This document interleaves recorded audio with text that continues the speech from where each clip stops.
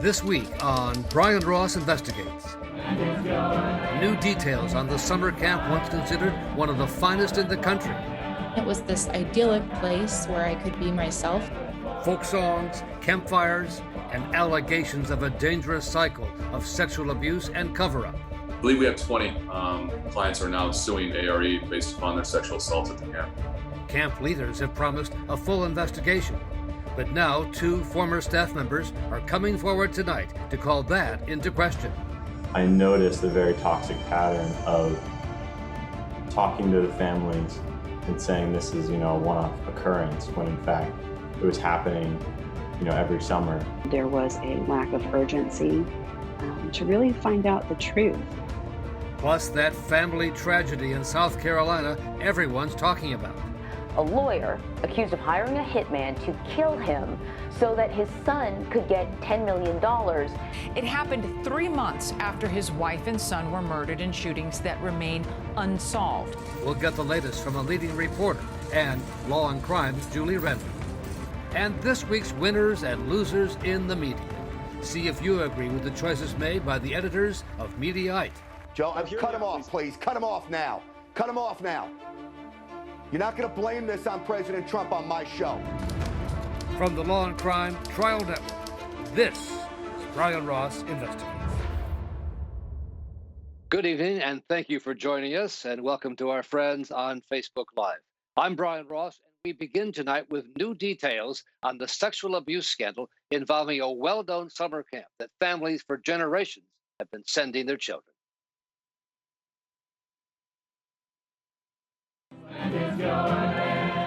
For generations, American families sent their children to this summer camp. Folk songs, campfires, camaraderie in the mountains of southern Virginia. As a teen, it was this idyllic place where I could be myself. I felt understood, and I felt like I was finally connecting with people in the way that I wanted to. But a bombshell lawsuit filed earlier this year by former campers changed all that, alleging a dangerous cycle of continued sexual abuse and cover-ups by the nonprofit spiritual group that runs the camp, A.R.E., the Association for Research and Enlightenment. The first time I was sexually assaulted by a male counselor was when I was 13. I was raped and I reported it, and I was silenced and victim blamed. And since then, a cascade of new allegations, according to attorney Steve Esty. And so we realized that the problem was much bigger than we initially thought. You started with 2 people who you represented. How many are there now who are suing? I believe we have 20 clients are now suing A.R.E. based upon their sexual assaults at the camp. And does that number surprise you, 20? Yes and no. I mean, when you realize that this happened over a period of years, and you realize that sexual assault is the most underreported crime there is, you realize there's probably a lot more out there, not just 20. When we first reported on the allegations, the chair of the A.R.E. group promised a full investigation. We've been aware of them for 11 months, and we realized pretty early on that we needed to do a third-party investigation. And that's what we have initiated, and we're toward the final stages of the investigation, and we will be making steps toward accountability and toward changing our policies and procedures, whatever needs to happen to make this right. But now 2 former staff members are coming forward to say senior management knew a lot more than they are letting on. Karen Bolt worked at the A.R.E. headquarters in Virginia Beach, Virginia. As a long-term employee, I feel that there were many opportunities that the administration was given to prevent actually some of these incidences from happening. And all along the way, no one was willing to take responsibility or accountability. And even after it was exposed over a year ago, all of these things that happened, there was still this denial. There was a lack of urgency to really find out the truth. Tyler Dewey worked as a camp counselor and was one of the first to post allegations of sexual abuse on a Facebook page. And Tyler, your own sister says she was one of the victims of the sexual abuse and assault that took place at the camp. Tell me about that. Well, I don't feel comfortable going into the details of the event, but it followed the same pattern where a child was hurt at the camp and the camp administration didn't report it to authorities and didn't encourage my parents to do that either, which continued the culture of putting the survival of the camp in front of or before the needs of children. And also, my family was told that it was a one-off incident, but after years of working at the camp, being a camper and then becoming a counselor and then eventually becoming a program director at the camp, I noticed a very toxic pattern of talking to the families and saying this is, a one-off occurrence, when in fact it was happening, every summer or most summers. So it wasn't, it was actually systemic and a pattern, but nobody named it that way, and those who realized it didn't speak up, and those who didn't realize it weren't able to speak up because they didn't know it was a pattern. But Tyler is also named in the lawsuit as one of the counselors who allegedly was notified of incidents of sexual abuse and failed to act on it. He denies that. Some of the campers who filed the lawsuit said they felt as if they were prey for the older males. What do you make of that allegation? I empathize with them, and I think that they're right in many ways. I don't think that all of the men at A.R.E. camp were preying on women. And so I would disagree with all of the men. I think there was a fraction of the men who were predators and who were rehired at camp, even if other people reported to management and the administration that they weren't safe around them, or there was sexual violence or sexual harassment. They were rehired even after allegations were made against them. Correct, many of them were, and that was when that is how the issues became even worse. If you want to create an unsafe environment, just rehire the most unsafe individuals that come through your door. Karen, what led to your departure from A.R.E.? I was terminated on July 30th. I refused to sign what I believe was a gag order and a non-disclosure agreement that just so happened to coincide with the lawsuit and the public knowledge of the lawsuit. The lawsuit cites several camp activities, including what was called the liberated underwear movement, as times when young campers were groomed for abuse. And was it more than just a liberated movement? Yes. I would say, looking back, it absolutely was. I remember feeling sexualized and very uncomfortable with the entire situation. And there were the so-called massage trains. That's Hannah as a teen. You had no say in who touched you. It was just you stood behind somebody, and whoever wanted to would stand behind you. And oftentimes when you are a tall woman like myself, being hugged by somebody from behind, you're being touched in a place that you don't want to be touched, which was oftentimes very uncomfortable for me. There were many activities that they had that I felt were inappropriate.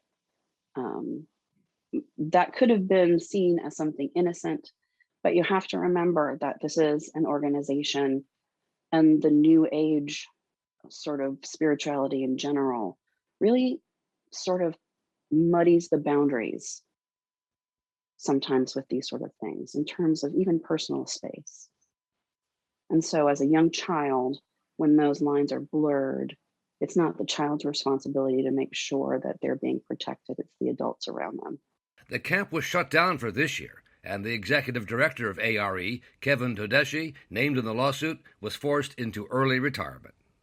There's been a change of leadership, supposedly, and so if the new leadership can't come in and make sure the campers are safe, then I think, again, it should shut down.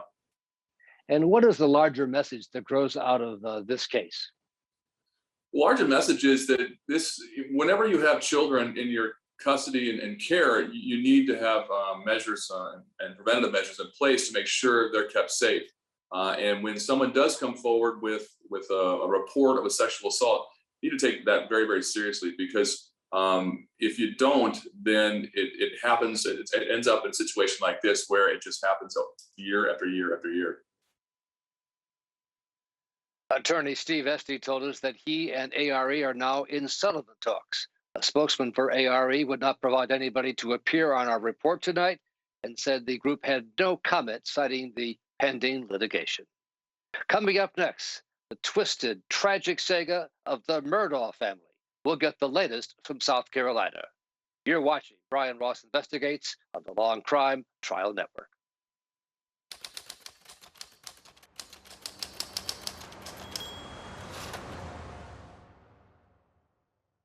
Hi, this is Dan Abrams with exciting news for all of our Law&Crime followers on YouTube. You can now get the live Law&Crime Network with YouTube TV for all of your daily live trial coverage, legal news, expert analysis, and original true crime programs. Subscribe to YouTube TV today and then locate Law&Crime in the channel guide. And for only $1.99 a month, you can add the network to your bundle. Watch Law&Crime every day with YouTube TV. We put you in the jury box.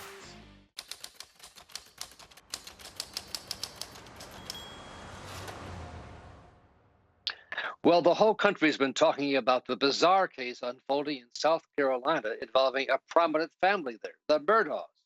First, earlier this summer, the mother and the eldest son were found murdered. And then last week, the father was charged with essentially trying to hire a hitman to stage his own botched suicide. He has pleaded not guilty and was released on bond. To learn more about this, we're joined in South Carolina by Glenn Smith of the Post and Courier newspaper, who is the editor of the Pulitzer Prize-winning Watchdog team there, and by Julie Renneman, a former prosecutor, trial lawyer now, and an analyst for the Law&Crime Network. Thank you both for being here. Glenn, let me start with you. What's the latest in this bizarre case? Well, as you said, Brian, Alec Murdaugh last week was charged with basically trying to orchestrate his own murder to cash in on a $10 million life insurance policy, purportedly to help his son, his remaining son. Things didn't go well. He ended up admitting to investigators, we were told, that this was the case. The man they arrested along with him was a 61-year-old guy who was a former logger who Murdaugh's attorneys have said it was his primary drug dealer. So Alec Murdaugh turned himself in last week. He was released on a personal recognizance bond. He went back to a drug rehab facility out of state where he's being treated for an opioid addiction. And is there seen any connection between his staged suicide and the murders of his wife and his eldest son, Paul? Well, state investigators aren't saying, right? According to Murdaugh's attorneys, no. He says that Alec regrets that this has been a horrible distraction from police being able to focus on the murders of Paul and Maggie back in June. Other people, there's suspicions certainly going around. Right at the moment, we have 6 separate investigations swirling around the Murdaugh family, all sort of coming since June when the original double homicide occurred. And Julie Renneman, how do prosecutors in this case begin to unravel the twists and turns? There's quite a lot of unraveling. Keep in mind, this goes back, when Glenn's talking about, the various investigations. There's an investigation with regards to the son before he was killed, being involved in a boating accident where he's accused of a young girl dying during perhaps him driving out when he was using alcohol. There's potentially an investigation now with regards to the housekeeper who died several years before in regards to what they described some type of slip and fall inside of the home. So, look, no one's saying that Murdaugh is involved in the murders of his family, but things start to seem a little strange. I think all of us that were watching when we heard he was shot thought something does not sound right. The prosecutors are going to be looking at cell phone records. They're going to be looking at who he spoke to that day and every other day. And they have a lot of work to do. I don't know how it's going to end, but we certainly know that he's facing pretty serious charges, albeit white collar crimes, at least at this point. And you never know, it may be more in the end. Right. He's accused of embezzling funds from his law firm where he's resigned. But Julie, as a former prosecutor, a veteran of this thing, how would you approach Mr. Murdaugh now? Well, I mean, the question is whether or not you can ever get him to speak to you. And look, I'm a criminal defense attorney, and if I'm the attorney for Mr. Murdaugh, I'm going to tell him, don't say a word. You have nothing to gain unless the prosecutor is willing to give you some level of immunity. By the way, that's whether he's guilty of other crimes or not. You still don't want your client speaking to them. With that said, without his help, can they make out the cases against all the other investigations? They may. I think one thing that I'm most interested in finding out is with regards to the housekeeper, are they going to bring up the body, and is there going to be an autopsy, which, by the way, my understanding was never done before. Right. In fact, the cause of death was listed as natural, although supposedly it was an accident. Glenn Smith, let me ask you this. What's the reaction in South Carolina to this crazy story? I think down in Hampton County, the area where they're from, it's sort of some shock and awe. That family has basically just very wealthy, prominent family that is sort of presided over that county for generations. They had 3 generations in the family who were the top chief prosecutor in that area, 87 years in total, which I'm told is a U.S. record, though I'm not sure. But this is a really powerful family that people speak in hushed tones about. And I think they're pretty shocked by all this. And then the rest of the state, I think, is drawn in and obsessed with the case as everyone else is. And who's got the lead in terms of the investigation? The State Law Enforcement Division, which is our state police, major police investigation agency.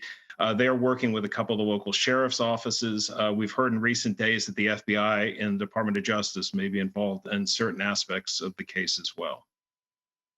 And Julie, finally, let me ask you this. What's it going to take to break this open? What would you be doing if you were leading the investigation? Look, we don't know if any of these crimes relate to Alec Murdaugh or they relate to something else. I mean, there's many people that say that the death of his wife and his son has to do with the fact that the son had been involved in this boating accident where someone was killed. I don't know if there's a basis for that or this is purely speculation. There was arguments that there were death threats made. And so there's so many different pieces. And I assume that the prosecutors and the investigators have been working diligently. Keep in mind, the murders happened several months ago. And so I would hope they've gotten somewhere in the investigation. Now, whether it points to the father as being involved or at least knowing something, time will tell. All right. Well, Julie Redelman of Law&Crime, thank you so much. And Glenn Smith, thank you both for being here tonight to talk to us about this crazy case. Really appreciate it. Sure thing. Coming up next, this week's winners and losers in the media. See if you agree with the choices made by the editors of Mediaite. You're watching Brian Ross Investigates on the Law&Crime Trial Network.